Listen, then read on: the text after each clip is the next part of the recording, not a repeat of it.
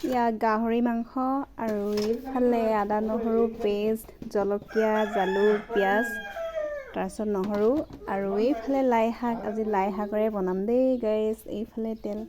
কেৰাহী গৰম হৈছে আৰু মোৰ ষ্টাইলত বনাইছে গাহৰি তাৰপিছত পিঁয়াজ দিছোঁ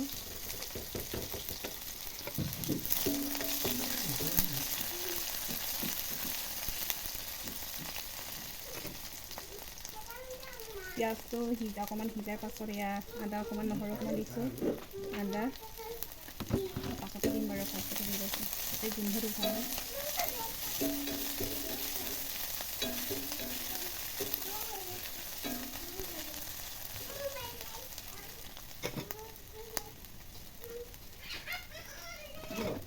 ইয়াত গাহৰি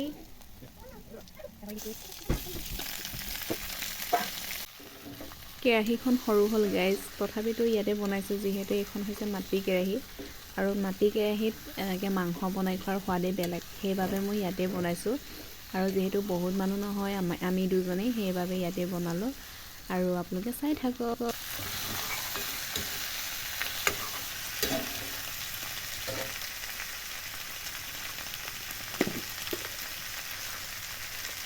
এয়া হালধি মাংস পৰিমাণে নিজে দিয়া হৈছে আৰু এয়া নিমখ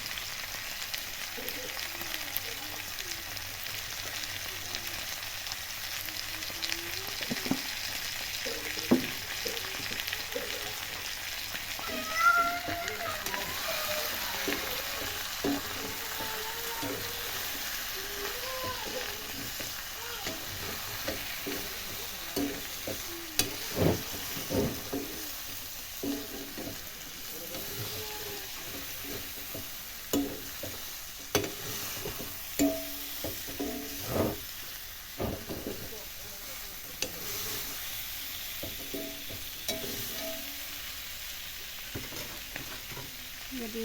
এতিয়া দিছোঁ জলকীয়া জালুক আদা পেষ্ট নহৰু এইবোৰ আকৌ পাছত দিম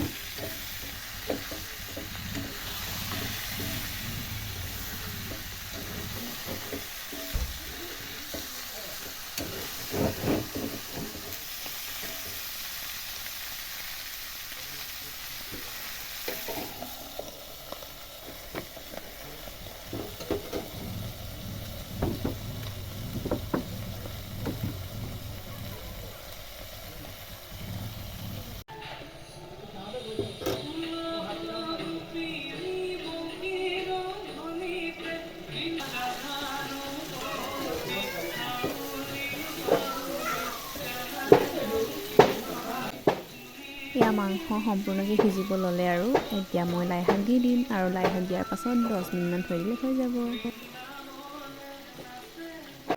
আৰু এতিয়া ঢাকন মাৰি 10 মিনিটমান থৈ দিম হৈ যাব ফাইনেলি এয়া মোৰ লাই শাকৰ লগত গাহৰি মাংস ৰেডি আৰু এইফালে আলু ভাজি এতিয়া খাম আৰু দেই ৰাইজ এয়া ফাইনেলি আমাৰ ঘৰটোত সোমালোঁ আৰু এইফালে মিস্ত্ৰীবোৰে বেৰবোৰত প্লাষ্টাৰ কৰি আছে এইফালে কমপ্লিট হৈছেগৈ আৰু ভিতৰখন কমপ্লিট হোৱা নাই যদিহে কমপ্লিট হয় তেতিয়া মই আপোনালোকক ভালকৈ দেখুৱাই দিম ইমূৰৰ পৰা সিমূৰলৈকে এইফালে বেক চাইডটো আছেই বাৰু আৰু ভিতৰটো কমপ্লিট হোৱাৰ লগে লগে সকলোবোৰ মই আপোনালোকক দেখুৱাই গৈ থাকিম এইফালে আমাৰ পাপা হাই কোৱা ইজনী আমাৰ পোনচাঙি মোবাইল চাই আছে ধুনু কি কৰিছা কাকান